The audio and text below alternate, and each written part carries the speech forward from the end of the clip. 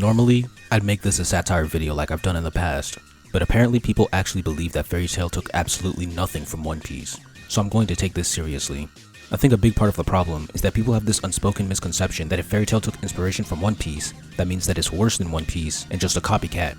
That isn't true. Every story takes inspiration, and stories can surpass the stories that influence them. This is a late addition in response to the comment section of my One Piece copy video. I'll start with the examples that I noticed and don't see discussed often. First, both stories place a strong emphasis on found family and Nakama. Furthermore, they have unique organizations in the story that can build found families and are of great importance. Pirate crews and magic guilds. The main characters are part of an organization that treats all of their members like family.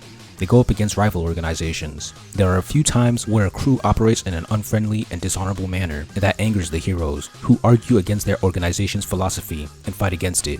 Luffy challenges how Kuro harms his crewmates and how Arlong treats his crewmates, specifically Nami. Natsu challenged Fukuro's Dark Guild, saying guilds were for family. He challenged Laxus with the same argument when he wanted to weed out the weaklings in Fairy Tail and make the guild strong. He challenged Sabretooth when they almost killed Yukino. You see, I actually studied the themes of the story, so I noticed these things. Check out my videos on them. Now tell me, what other story in battle manga has a crew/guild equivalent that is like found family and has the protagonist going against rival crews that don't treat their crew like a family? I don't know any, so leave them in the comments. If you can look at all of this and call it a mere coincidence, we're just gonna have to disagree.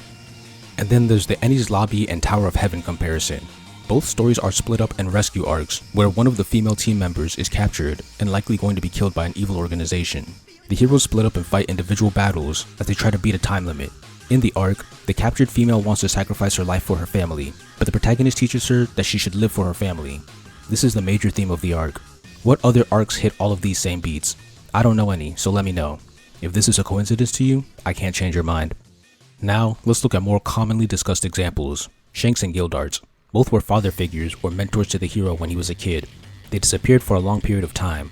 They also lost an arm to a giant beast and are one of the strongest characters in the story.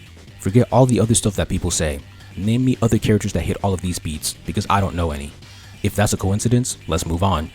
7 Warlords and Oracion Seis. I don't agree with the entirety of the image that constantly floats around, but some of it is true.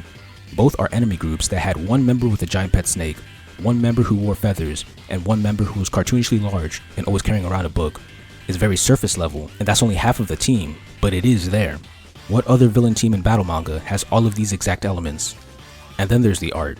Shonen OG tried to argue that because Fairy Tail's art eventually evolved out of looking like One Piece, it means that the argument loses ground. That doesn't make sense. If the inspiration was there, it was there. Then he said that Fairy Tail was just drawing how artists drew back then, and that if Fairy Tail copied One Piece's art, then it also copied Shaman King's.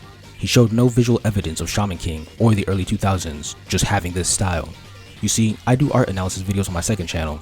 I covered One Piece and I'll eventually do Fairy Tail, so I can point out how this argument doesn't hold up.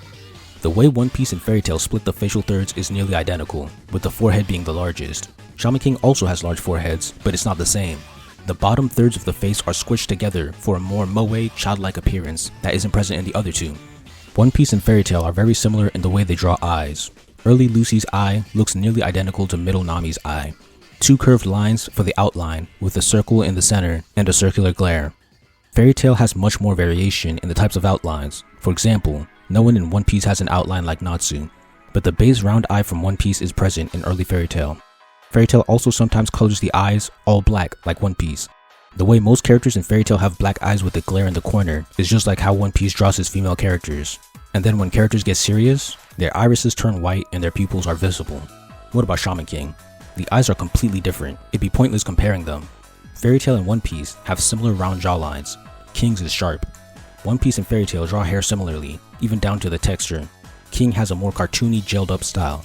One Piece characters are about 8 heads tall. From an eye test, I'd say Fairy Tails are too, but King's are either about 6 heads tall or less. The shading in One Piece and Fairy Tail is also similar at times. I think I made my point. I'm curious what other 2000s manga shonen OG thinks look like One Piece and Fairy Tail. I don't think OG was malicious. I think he was tired of hearing people belittling Fairy Tail for copying One Piece and saw it as an insult, but in the process of defending Fairy Tail, he overcorrected. He ended up ignoring or diminishing obvious influences. Some people think that this is a court and that the author's word is law. If they never admitted to it, then it means they didn't copy it. There was this one image where the Jump artists drew their MCs alongside a character from a story that inspired them. Luffy was with Goku, Deku was with Naruto, Asta was with Hiei. We all know that Black Clover takes inspiration from Naruto, so why wasn't Asta next to a Naruto character? Maybe because Horikoshi already took it. So he hasn't admitted to being influenced by Naruto. Then when you Google Tabata's influences, on Wikipedia it says Dragon Ball, Berserk, and Bleach. No mention of Naruto. Does that mean BC isn't inspired by Naruto because the author didn't say so? No, because the evidence says otherwise. I can point out several similarities between the two stories that other battle manga don't share unless they're also inspired by Naruto, like MHA. So stop using the argument, Mashima never said he was inspired by One Piece. Use your eyes, and also stop bringing up Toriyama like it means anything. It's not like authors are limited to one source of inspiration. In conclusion, there are a lot of similarities between One Piece and Fairy Tail, from the art style to story elements. And in all of these instances, One Piece did it first. Furthermore, naming another story that shares all of the similarities, or even half, is nearly impossible, increasing the chance that One Piece was the source. These similarities and the timeline are too much for me to call them all coincidences. I'm not saying any of these story elements are one-to-one copies, but I am saying that there appears to be a clear and consistent line of influence.